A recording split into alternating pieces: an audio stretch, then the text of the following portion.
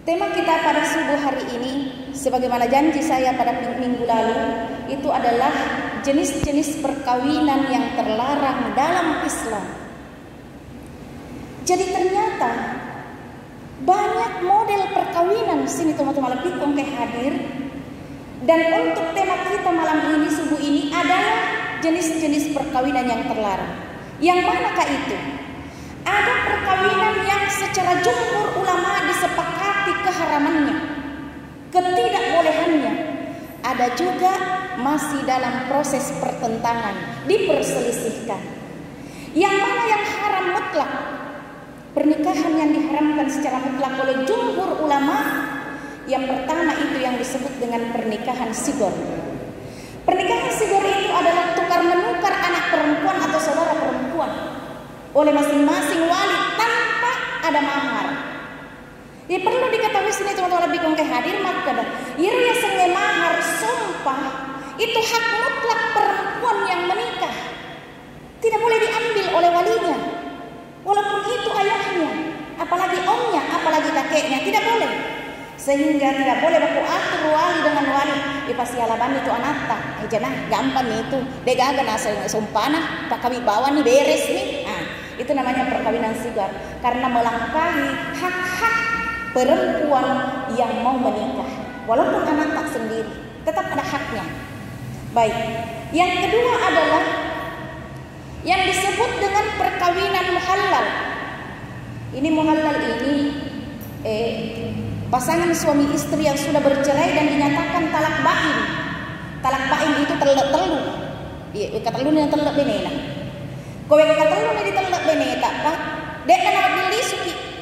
Tapi lola janda beneta, kowe terpesona di lagi, pak cantik lado ih. Waktu nas ya laki dek mana man biwa belok cantik lah.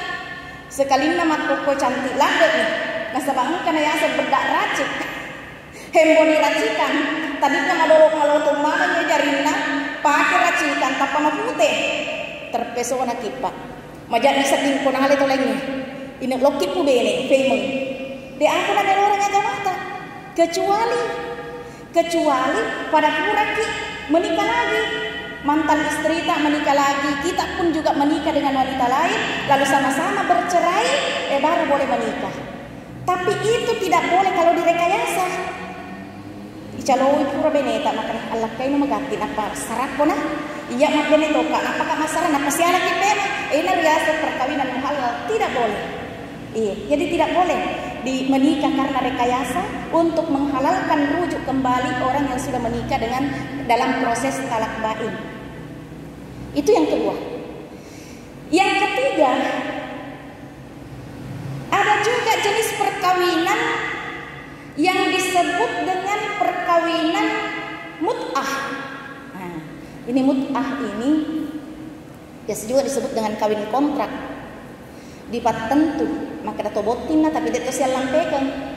Apakah ditentukan waktunya? Iya, sesu, 2 ngesu, 3 ngesu, si tahu 2 tahun, ataukah tidak? Itu tetap haram, walaupun pernah halal. Pada masa Rasul, terutama pada masa perang itu boleh, tapi dengan catatan yang sangat ketat bahwa perkawinan mut'ah itu dilaksanakan dalam keadaan safar, perjalanan panjang seperti berperang. Lalu kemudian dalam perjalanan itu istri dan budak kita tidak ikut. Lalu kemudian yang ketiga hanya berlangsung 3 hari lamanya. Tidak boleh lebih.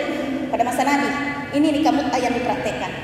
Lalu kemudian yang keempat, laki-laki tersebut dalam keadaan darurat, sebagaimana daruratnya makan bangkai babi. Mati kikut yang rero bakena babi. Iya, mapakotonu ceritanya. Kita akan melanggar aturan agama berbuat zina kalau tidak menikah. Darurat namanya. Boleh menikah mut'ah pada saat itu. Tetapi kemudian larangan nikah mut'ah ini dijelaskan dalam kitab Fathul Bari. Fathul Bari itu adalah sarah dari kitab hadis Imam Bukhari. Ya, oleh Imam Ibnu Hajar Al-Asqalani. Jadi kitab hadis Imam Bukhari disarah, diterjemahkan, dibahas tuntas oleh Ibnu Hajar Al-Asqalani dalam bukunya bernama Fathul Bari.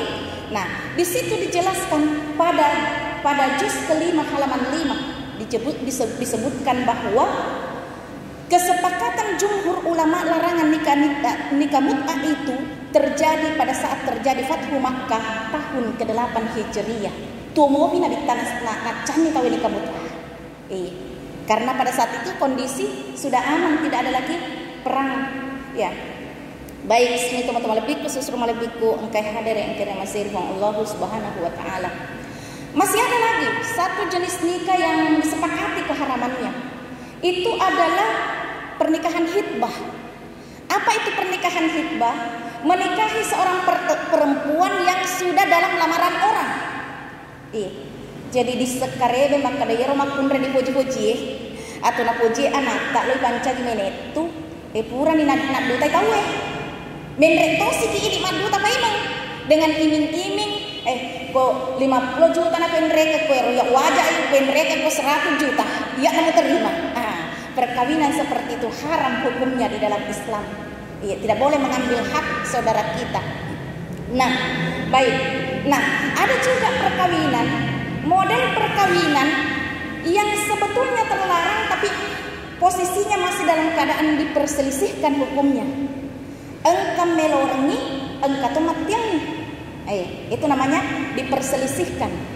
Yang manakah perkawinan yang terlarang tetapi masih dalam tahap perselisihan itu? Yang pertama adalah yang disebut dengan nikah siri. Nikah siri atau nikah di bawah tangan atau boti bawang. Tidak ada walimah, tidak ada pesta pernikahan. Ternyata ternyata KUA yang nikahkan. Ternyata imam biasa menikahkan, tapi ini imam khusus atau mungkin orang tuanya. Yang jelasnya nikah siri itu ada 2 kategori. Yang pertama adalah pernikahan yang tidak dihadiri wali perempuan. Apa kata Ibnu Hibban? Hadis Rasulullah SAW bersabda sebagaimana diriwayatkan oleh Ibnu Hibban bahwa la nikaha illa biwaliyin. Tidak sah pernikahannya seseorang perempuan kalau tidak dengan walinya.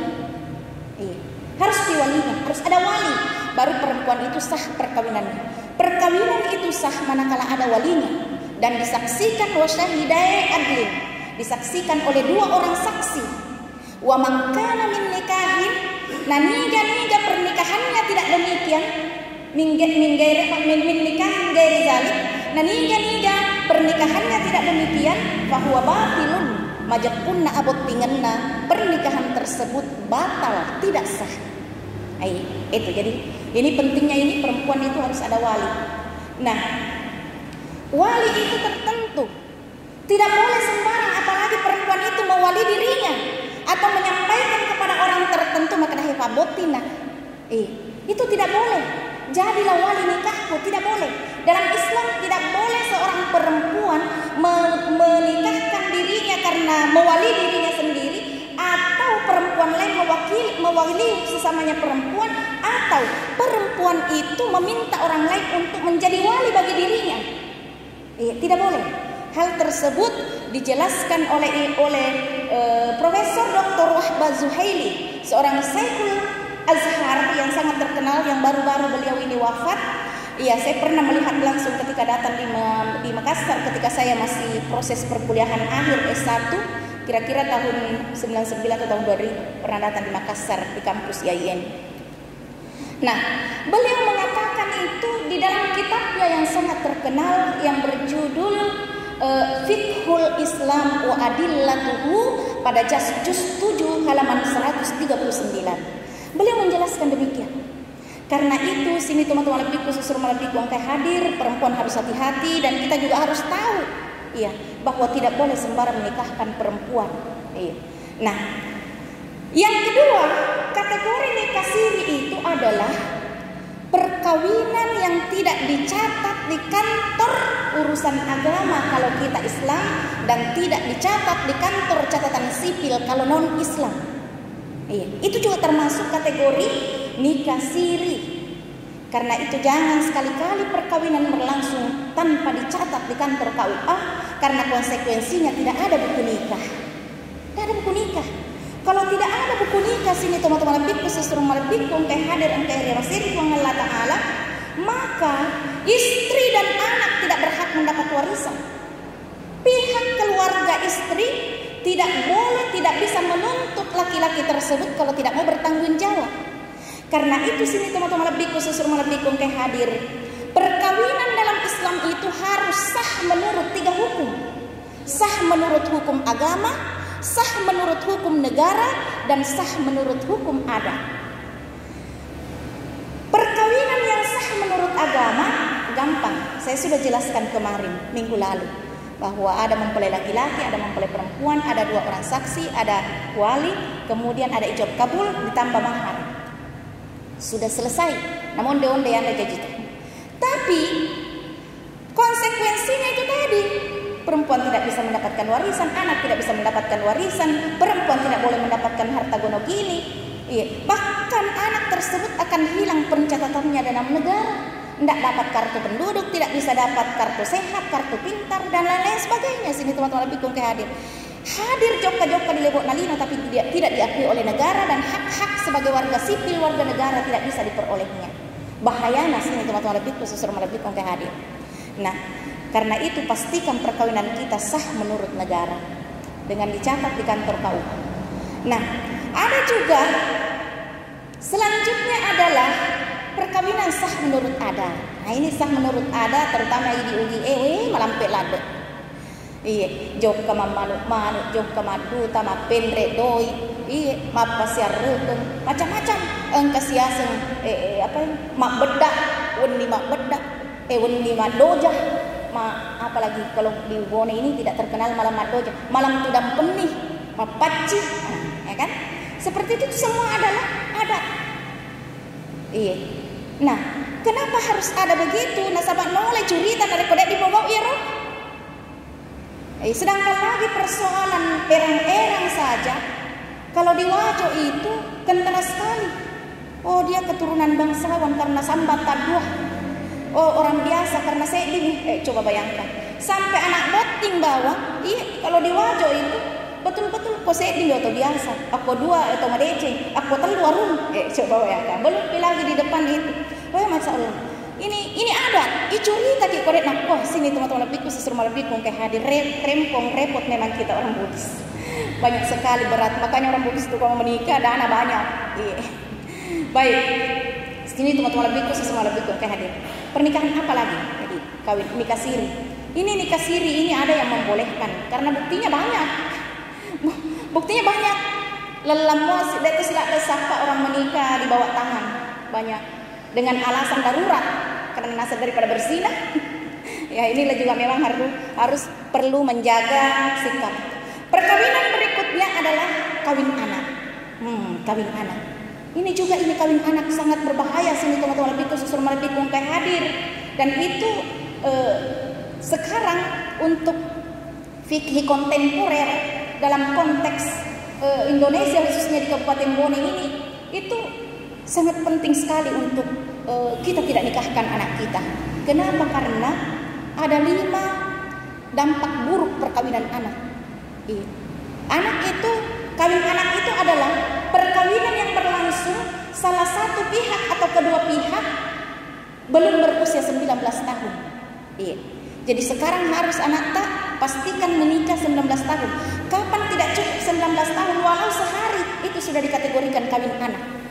Dan konsekuensinya, kalaupun harus terpaksa menikah, dia akan kawin siri karena pemerintah takkan pernah memberikan izin untuk menikah kecuali darurat.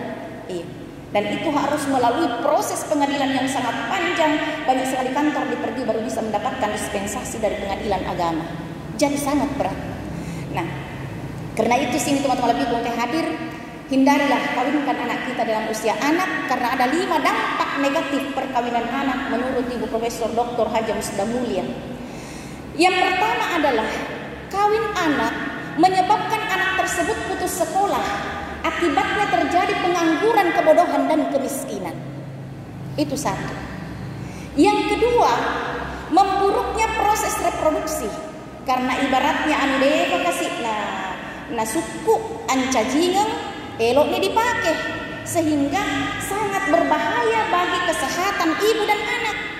Banyak ibu mati melahirkan, anak mati dalam kandungan, harus terpaksa diaborsi, lahir pun akan jadi stunting, tidak sehat, tidak bagus tumbuh kembang anak, karena lahir dari rahim perempuan yang belum siap untuk melahirkan. Itu. Nah, dampak berikutnya itu adalah dampak ekonomi. Otomatis kalau terlalu cepat dinikahkan anak kita, belum siap untuk memasuki kehidupan yang lebih kompleks. Deh baga jama-jamana, deh baga mateng tu jamana, edek ijazahna karena putus sekolah dan lain-lain sebagainya. Sini teman-teman lebih konkret hadir. Akibat buruk yang keempat, kalau kita mereka gagah, stres, depresi, sakit jiwa, bahkan rentan terjadi kekerasan dalam keluarga, KDRT. Itu jengkel istrinya. Apa? Itu nato malak kalau kehidupannya menyala. Kenyataannya namo bangun di susu anak tak dek baga, apa dek baga jama-jama. Nah, ini. Makanya menikahkan anak di usia muda bukan solusi. Amega makan ko malak kay ni nana ede, makuran misarai. Iya, Pak engkau nak bantu kikureho padahal kenyataannya sini teman-teman lebih kongke hadir, lumayan cerita. Nah, nikahkan anaknya sebelum tamat SMA, akibatnya anaknya putus sekolah, lalu kemudian tidak cukup 1 tahun kemudian engkau anaknya karena menantunya dega zaman anak pasarannya anaknya tambah nih repot. Lo ni maringan repot nana sabak, anaknya mau cepat diurus oleh suaminya, dibiayai oleh suaminya, ternyata tambah repotnya Pak engkau puna. Ini bahayanya kawin anak. Dan yang terakhir bahaya kawin anak itu sini teman-teman lebih kongke hadir adalah IPM, Indeks Pembangunan Manusia Indonesia itu akan rendah. Kenapa? Karena dihuni oleh manusia-manusia yang tidak berkualitas, hidupnya tidak produktif dalam usahanya. Jadi, dia tanah rentan sakit, dia tanah mega anaknya, selalu melok disubsidi oleh negara. Cedek-cedek lo ke rumah sakit subsidi, minta kartu sehat supaya subsidi negara. Pada hakikatnya membebani anggaran negara. Bagaimana mau kaya negara kita kalau dihuni oleh masyarakat yang selalu mau disubsidi? Ini bahayanya. Baik, sini teman-teman lebih khusus lebih kongke hadir. Terakhir, jenis perkawinan yang terlarang tapi masih dalam konteks diperselisihkan adalah poligami. Poligami. Kenapa poligami ini ada yang bolehkan, ada yang mengharamkan secara mutlak? Kalau Syekh Muhammad Abdu dalam kitab tafsirnya Tafsir Al-Manar, ini Syekh Muhammad Abdu hidup di abad ke-18, di abad ke-19. Sini teman-teman lebih kong hadir tahun 800-an sebelum tahun 19. Ini Syekh Muhammad Abdu, seorang pembaharu yang mengilhami perubahan besar-besaran dalam dunia Islam sehingga Islam bisa bangkit terbebas dari penjajahan. Salah satu idenya adalah mengharamkan secara mutlak itu poligami. Kenapa? Karena poligami itu lebih banyak mudaratnya daripada manfaatnya. Itu beliau begitu. Nah, salah satu mudarat dari poligami adalah tidak terjadi keadilan. Karena memang sulit laki-laki berbuat adil. Walau harastum dalam Al-Quran dikatakan begitu. Walaupun sangat ingin dia berbuat adil, tapi sangat sulit untuk adil. Mungkin secara lahiriah bisa adil, bisa membagi adil malam telung peniko satu saya bebas. Mungkin bisa. Begitu juga adil mungkin secara materi, neliangi benena bola, neliangi benena satu mobil juga satunya begitu. Tetapi dalam hal rasa Pak, perasaan sangat sulit untuk adil, sehingga menjadikan laki-laki itu suka berbohong. Pak iya mana aman damai kalau dia berbohong, menebar bohong di mana-mana. Dan anak-anak yang tumbuh subur, istri yang sering dibohongi, apalagi kelak kemudian ketahuan, itu membuat dia sakit hati. Akibatnya apa? Istri dengan istri baku cekcok, anak dengan anak tidak akur. Akibatnya sulit untuk membentuk keluarga sakinah mawaddah warahmah. Tanya surga bukan baiti jannati yang muncul, tetapi sebaliknya baiti nari, rumah tanggaku adalah neraka bagiku. Baik, sini teman-teman lebih khusus rumah lebih kayak hadir yang kira Mesir Allah Ta'ala. Tetapi banyak juga ulama yang membolehkan, tetapi dengan catatan darurat. Jadi poligami bukan anjuran. Poligami adalah pintu darurat bagi mereka yang betul-betul membutuhkan. Menurut Imam Mustafa Al-Maraghi dalam kitab tafsirnya Tafsir Al-Maraghi, disyaratkan ada 3 persyaratan seseorang laki-laki untuk bisa berpoligami. Yang pertama adalah istrinya sakit menahun, sehingga tidak bisa melayani nafsu biologisnya. Yang kedua, karena istrinya tidak bisa melahirkan keturunan. Dan yang ketiga, karena suami ini tidak pernah dipuaskan, tidak mampu istrinya memuaskannya kalau hanya seorang diri. Karena laki-laki ini memiliki libido seks yang luar biasa tinggi, sehingga dikhawatirkan berbuat maksiat, maka harus tambah istri untuk penyaluran nafsunya. Itu syarat menurut Syekh Mustafa Al-Maraghi. Nah, kalau kita mau berkiblat pada potret poligami Rasulullah Shallallahu Alaihi Wasallam, betul tidak bisa dipungkiri bahwa Rasul itu banyak istrinya, dan diisyaratkan dalam Al-Quran juga memang untuk berpoligami. Walaupun sebetulnya kalau menurut hemat saya bahwa dan juga sekian banyak pemikir-pemikir kontemporer yang lebih rasional itu menganggap bahwa sebetulnya ayat fankihu ma taba lakum minan nisa'i masna wa thulatha wa ruba'a itu sebetulnya bukan anjuran poligami, tapi justru anjuran hidup monogami satu istri saja. Karena dalam ayat itu dikatakan kalau tidak mampu berlaku adil fawahidah, satu mau saja. Berarti penekanannya pada satu monogami satu istri. Hadirin wal hadirat yang dirahmati Allah, dan ini dicontohkan oleh Rasulullah Shallallahu Alaihi Wasallam dalam hidupnya mencontohkan 2 potret rumah tangga. Mencontohkan hidup monogami sekaligus mencontohkan hidup poligami. Bahkan Rasul hidup monogami satu istri lebih lama dibandingkan hidup dengan banyak istri. Nabi hidup satu istri selama 28 tahun. Karena Nabi menikah usia 25 tahun, diangkat jadi Rasul usia 40 tahun, 15 tahun. Tambah dakwah di Mekah 13 tahun, 28 tahun Nabi hidup bersama dengan istri tercintanya, Khadijah. Di akhir periode Mekah, sebelum hijrah ke Madinah, istri Rasul wafat. Jadi kalau contoh Nabi kita berpoligami, tajani dolok mati beneta. Itu satu. Yang kedua, tajani dolok umur 54 tahun. Karena Nabi nanti menikah setelah usia tersebut. Jadi 40 tahun diangkat jadi Nabi, tambah 13 tahun dakwah di Mekah, berarti 40, berarti berapa? 53 tahun, dan tidak langsung menikah setelah hijrah di Madinah. Tunggu waktu 1 tahun baru bisa menikah lagi. Berarti usia 54 tahun Nabi baru bisa menikah berpoligami. Dan saya yakin dan percaya bapak-bapak yang usia 54 tahun seperti itu, bukan karena nafsu seks yang menggebu-gebu sehingga dia menikah, tapi ada motivasi lain, seperti motivasi Rasulullah Shallallahu Alaihi Wasallam. Apa motivasinya? Adalah motivasi dakwah. Makanya pada masa Rasul terjadi poligami itu karena beberapa alasan. Sini teman-teman lebih kayak hadir. Yang pertama, karena sering terjadi perang antar suku dan perang antar kabilah, sehingga dengan mengawinkan seorang pemimpin, seorang tokoh menikah dengan anak raja, anak tokoh pemimpin kabilah, itu akan mendamaikan satu kabilah dengan kabilah yang lain. Karena sudah erat hubungan, ada hubungan kekeluargaan. Itu satu.